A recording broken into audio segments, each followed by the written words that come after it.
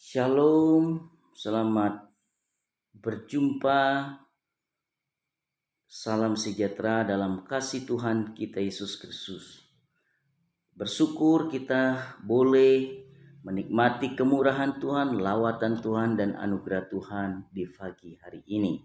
Saudara-saudara, mari kita membuka firman Tuhan di dalam Filipi pasal 4 ayat yang ke-11 dan ayat yang ke-12 tertulis demikian. Kukatakan ini bukanlah karena kekurangan, sebab aku telah belajar mencukupkan diri dalam segala keadaan. Aku tahu apa itu kekurangan, dan aku tahu apa itu kelimpahan.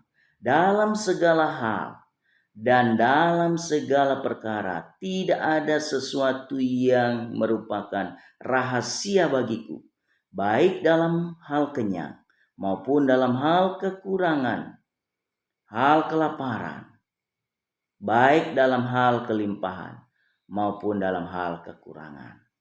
Terpujilah Tuhan Yesus. Saudara-saudaraku yang diberkati Tuhan, saya mengajak kita merenungkan firman Tuhan ini dengan tema belajar mencukupkan diri dalam segala keadaan. Saudara-saudara, kalau Paulus mengajak kita dan menyatakan bahwa dia belajar mencukupkan diri dalam keadaan. Itu karena hidup ini adalah proses bagi kita. Kehidupan kita ini adalah sebuah proses yang sedang berlaku dan berjalan. Dalam menjalani proses itu, setiap proses, setiap tahapan itu ada limit waktunya, ada masanya. Tidak selamanya berjalan begitu saja, tetapi ada limit waktunya, saudara. Oleh karena itu, perlu kita pahami baik-baik bahwa mengapa kita perlu dan harus belajar mencukupkan diri dalam segala keadaan. Mengapa kita ini harus dan perlu belajar mencukupkan diri dalam segala keadaan? Yang pertama, karena akan ada saatnya kita mengalami kekurangan. Saudara-saudara, tidak selamanya hidup ini seperti yang kita harapkan baik saja, di dalam sukacita saja. Tidak, karena ini sebuah proses. Tiap tahapannya ada tujuan, ada maksudnya. Nah, kita akan mengalami, saatnya akan kita mengalami yang namanya kekurangan. Di saat kita kekuranganlah kita harus mengandalkan Tuhan. Dan saat kita kekuranganlah kita harus menunjukkan keberadaan hidup kita yang bersandar kepada Tuhan. Saat mengalami kekurangan bukan saatnya kita harus jatuh dan tergeletak, tidak. Pada saat kita kekurangan, pada saat itulah kita mensyukuri, pada saat itulah kita mengalami lawatan Tuhan dalam hidup kita. Yang kedua, alasan kita harus belajar mencukupkan diri dalam keadaan, karena akan ada saatnya kita mengalami kelimpahan.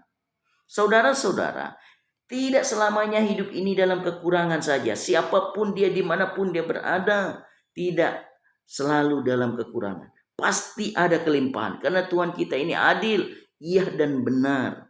Saat kita mengalami kelimpahan, kita harus bijak, berhikmat. Supaya saat kita kelimpahan, kita mengisi kekekalan kita. Kita bermanfaat bagi orang lain. Kita bisa menata keuangan, berkat-berkat yang ada itu, supaya mempersiapkan diri saat mengalami kekurangan. Itu saatnya Tuhan izinkan bagi kita untuk berguna, bermanfaat bagi semua orang. Saudara-saudaraku yang diberkati Tuhan. Yang ketiga, alasan kita harus belajar mencukupkan diri dalam keadaan, karena akan ada saatnya kita mengalami keadaan kenyang.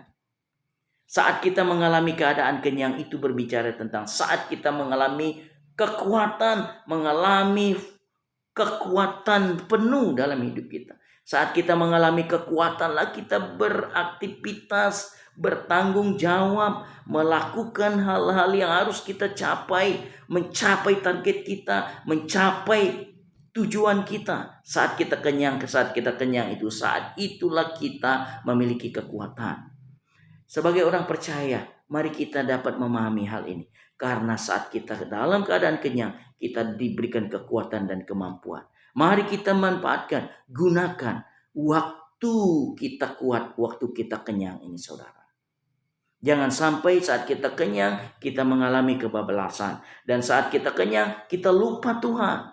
Ingat bahwa tidak ada satupun orang yang kuat dan hebat, dan Tuhan tidak sanggup menurunkan dia.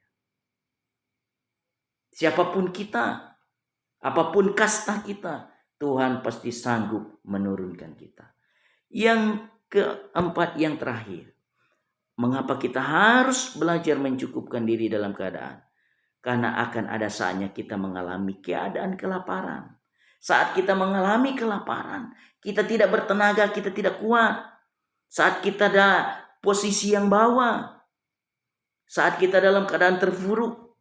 Oleh karena itu saudara, ingatlah saat keadaan terburuk pun kita harus mencukupkan diri. Karena saat kita terburuk, ingat bahwa Tuhan kita sanggup menolong dan menguat dan membangkitkan kita. Karena tidak ada satu orang di muka bumi ini yang hancur dan tidak punya kekuatan dan tidak berdaya. Dan Tuhan tidak sanggup mengangkat dia. Tuhan kita sanggup mengangkat kita dalam segala keadaan. Sekalipun kita dalam keadaan kematian, Tuhan akan membangkitkan kita. Itu sebabnya saudara-saudara yang diberkati Tuhan, saat kita mengalami kelaparan, jangan khawatir, jangan takut. Tuhan pasti menolong kita. Mari kita tetap berserah diri kepada Tuhan. Yang terpenting di sini, ketaatan kita diuji, ketaatan kita tetap stabil, kesetiaan kita, ketulusan kita.